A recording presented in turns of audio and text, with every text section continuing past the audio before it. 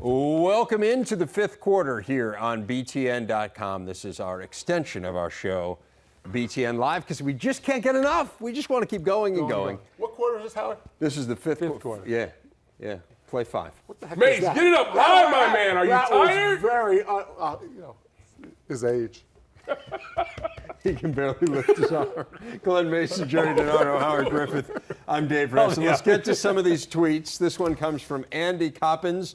Guys, you've been talking about the MSU D all night. How about a little respect for the Badgers D that's third nationally in scoring defense? How good is this Wisconsin defense, man? Well, I think they're really good, and I think he's got a good point. You know, every time we talk about Wisconsin, we talk about their offense because we think they're so good, but one of the reasons they're such a powerful football team is they're awful good defensively. Well, and a couple of weeks ago on Beyond, we said we asked the question, who was the second or who was the best defense in the conference? And at that point, I said Wisconsin. This was before Michigan State got on a roll. But I do think they're a very good defense. I don't think they're the most talented, but they've schemed everybody they've played. And that's probably part of the problem. There's not necessarily a marquee guy on that defense that nationally or even locally people are really focusing on going out and dominating. I think they have players and they have stepped up and played. But listen, I'd be fine if I was that defense. The way that offense is playing, you don't have to respect us. We just continue to play the no respect card. And if they got to the national championships, say against an Alabama or an LSU, they'd defend them. Yeah, best defense is good offense. Yeah. Here's what puts it into perspective with their defense. Monty Ball has 17 touchdowns this year. That is 10 more than all of Wisconsin's opponents have scored combined. They've scored 7 touchdowns on the Badgers. So that's a good defense.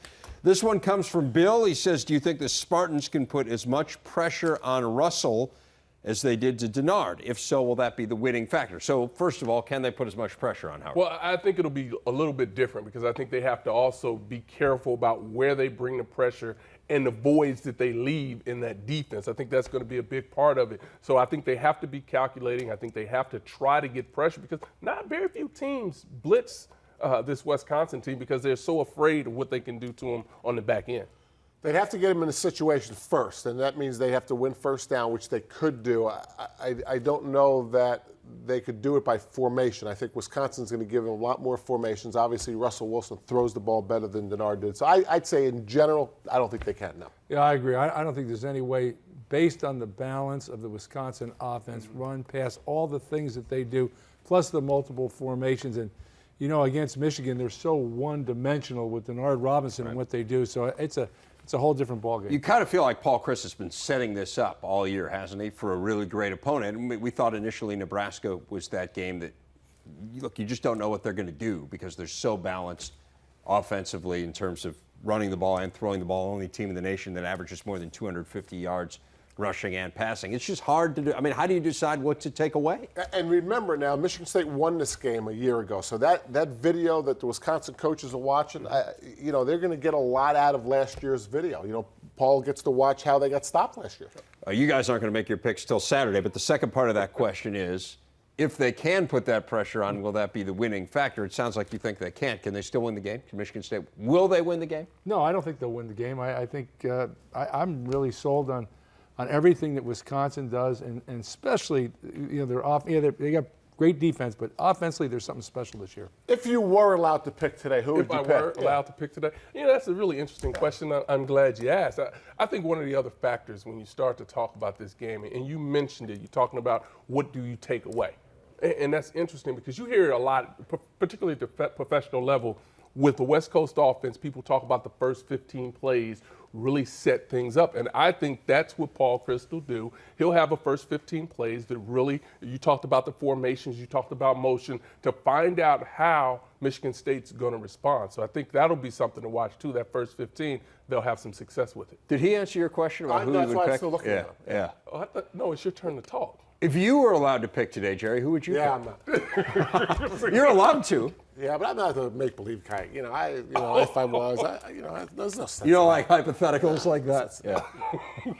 It's really a silly question, isn't it? It's nonsense. Who would ask such a question? It's nonsense. All right, let's go to this one from Man, that's at clicks 5,000 miles. I just don't even know what. Oh yeah, no, he's good. How do people come up with these handles? Sounds like a song. What I are like the him. chances I follow him all the time. Iowa bounces back and wins the Legends division? We talked a little bit about this on the show, how wide open the Legends division is. What do you think, Howard? Can Iowa win it? I think they have every opportunity to try to win it, to put themselves in a position because they have an outstanding schedule. I believe coming back off this bye week, they'll be much better defensively, and that's going to be a huge part of it. And I'm on record saying I believe from a passing standpoint that they can put up the numbers and they can put up points that'll really help them. Can we get the old man on camera right now? Yeah, I mean, schedule-wise, they've got Indiana, Minnesota, Michigan State, Purdue, Nebraska. Where'd you get that? No Ohio State, no Wisconsin.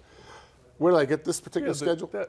They have this this office here in never Chicago. mind. It's called a Big Ten office. I like the glasses. The glasses look good on you. You should wear those more often. Mace, what do you think got about- What do you anything? think about Iowa, Mace?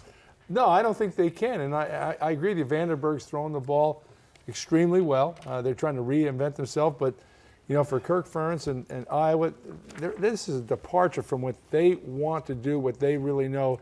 And it's because of their defense. And I just don't think they're strong enough defensively to do it. You thought Callie Hawk was on you before.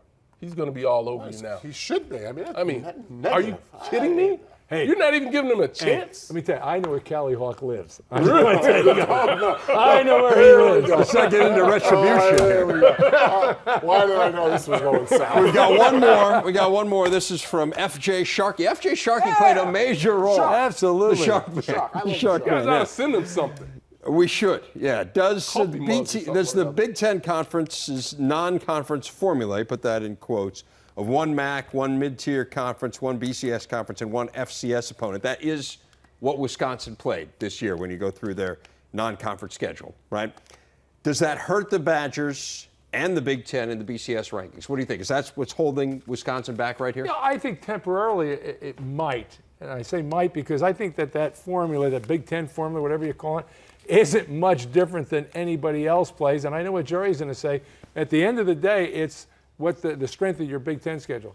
Yeah, plus you can't count on your non-conference games to help you get into BCS because when Wisconsin scheduled Oregon State, they may have been a good Well, team. but you can if you're going to play LSU or if you're going to play Texas. I mean, there are some teams that will be good. Okay, that's true. I don't know that anyone in the country is going in that direction, but what you should be able to bank on is your own conference being strong. That's what's made the SEC. The SEC's non-conference are just as weak as every other conference. They get so much credit for winning their conference games. And once Michigan gets back on track, Ohio State gets back on track, Penn State gets back on track, Nebraska, they're on track. I mean, Penn those are State's 6-1. historically. yeah, and Penn State is No, too. but historically, Michigan's 6-1. the No, reason- I understand. reason Yes. we can separate them without being unfair to the other schools, historically, they're in the top 7 in Absolutely. the history of college football. I mean, you look at the team that's won 6 straight Big Ten championships, Ohio State. They are the standard bearer for your conference, and they're barely above 500. That is going to affect your strength of schedule, no doubt about it. All right, fun stuff. What do you say we do this again next week? Absolutely. Well, if we have to. The homeless guy here, sure. Why wouldn't he get some shelter? Where you going to dinner tonight, Mace? I'm a sensitive human being. But dinner. where One you guy going? had burritos without me. This other guy, he's having frozen burritos. he's having I'm a- living it up over here. He's having Italian beans. All right. Italian beans, he said. We will see you on Saturday, and we'll see you on BTN Live again next week. Thanks for watching the 5th quarter.